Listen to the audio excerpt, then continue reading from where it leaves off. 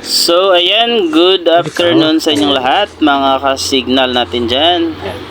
So ngayon lang ulit tayo nag-upload patungkol po sa mga signal. Kasi ngayon ang nangyari is muli na namang nag-upgrade ang system ng signal box. Lalong lalo na po sa model ng TAL-20 na Veronica or yung GIA AC1 TAL-20. Katulad ng ginagawa ni Bossing, ito po sila yung mga nasa video ko, is ito po yung mga binibigyan ko ng files. Kaya panoorin niyo kung paano nila ginawa at naagapan ng kanilang mga signal box. So salamat sa iyo, Bossing, sa video mo na pinasa mo sa akin. So ayan, panoorin niyo, no, lalo na sa mga may model ng signal box katulad dito yung nasa video. Ayan, isa po ito si Bossing sa binigyan ko ng bin files, no. PM lang po kayo sa akin at sana wag niyong ipagkalat-kalat kung kanino, no. Tulungan ko kayo hanggat meron akong maitulong, no. Free lang po ito. Sana mo. Wag lang tayo madamat, no, sa ano natin. Ang hiling ko lang is kunti lang, subscribe lang my channel. Ito yung lumalabas ngayon. Dati kasi is 106 ang bin file na version, no.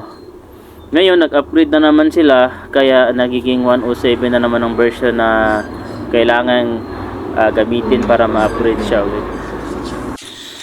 So ganyan po kapag successful po ang bin files na naipasok po sa inyong USB, no, at dinitik ng inyong system ng signal.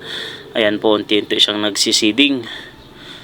Pagkatapos niyang mag 100%, magiging okay na po ang kanyang box, ang inyong mga box, no, gagaya po na ginawa po ni Sir. Salamat sa yung video na pinadala, Sir.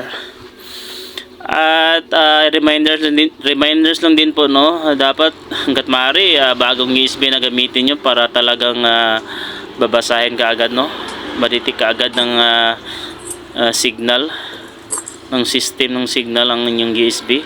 Kasi kadalasan marami din akong binibigyan na hindi talaga gumana ang kanilang box. Pasensya na po talaga, wala akong magagawa, no. Madalas din, karamihan din sa binigyan gumana ang kanilang box. Kagaya na po nito ni Sir, no. Kunti lang yung nagbigay sa akin ng video, no.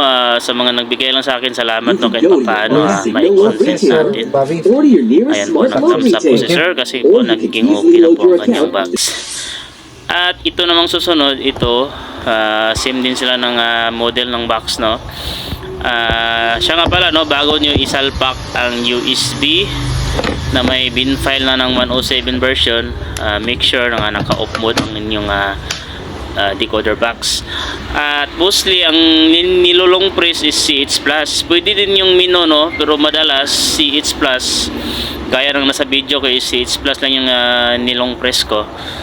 Habang naka-long press kayo, isalpak mo na yung USB, and then pag naka-long press kayo at naisalpak na yung USB, saka nyo isaksak ang power adapter.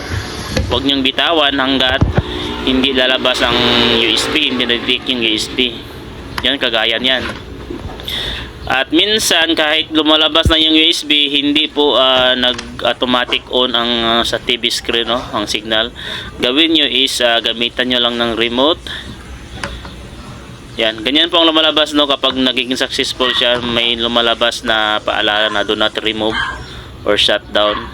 Tapos ito, kagaya ng kaninang unang video, no, kay Sir, successful din. Isa din ito sa binigyan ko ng files, no. Yan, masaya din ako, no, masaya ako na naging okay ang inyong mga bags. Masaya ako. Yan po ang nangyayari, no, magsisiding siya. Reminder lang, no, USB dapat naka-PAT 32. Ayan, upgrade successfully, reboot. So ayan po, yan po ang palatandaan na naging finish na po ang kanyang pag-upgrade, no, na-detect na-refresh na ang kanyang box. At kusayang gagana, no, mag-on. Minsan din hindi siya gumagana, gamitan nyo lang ng remote para mag-on siya yung signal, kasi may ilan kasi na hindi gumagana pero naging okay na siya. Ayan, katulad dito, automatic on siya. Ayan. At ito naman, sa palagay ko, ito yung Nag-boot siya. Hindi siya pwede. Ay, hindi, gumana din ito, no. nagiging okay din to ngayon ka sir. May ilan akong binigyan na hindi gumana. So kagaya nito no. Dati is 106 yung files. So tandaan nyo ngayon is 107 ang kailangan para mag-upgrade siya. Lilipat natin. Sara. Ayan na siya. Gumana na. So ayan po, isa Thank you, dito no, Boss sa Bobby binigyan ko, Donkey. balik tatlo sila, 4 sila ata o 5 yung nagbigay sa akin ng video. Ito po talagang ang nangyari sa kanya is talagang hindi gumana no. In-advisean ko na gumamit ng ibang USB.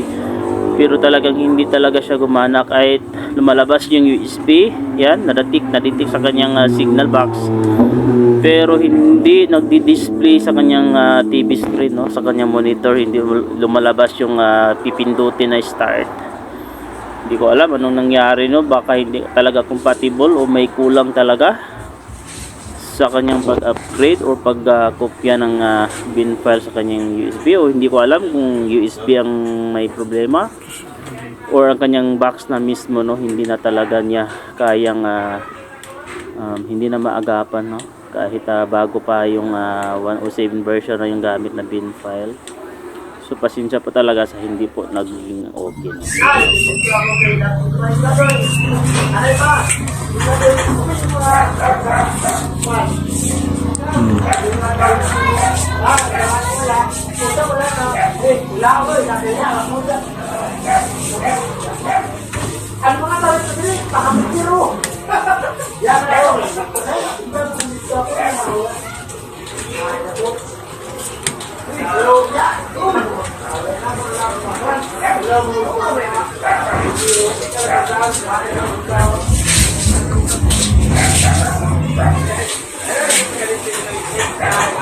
Kuya ng Lidson.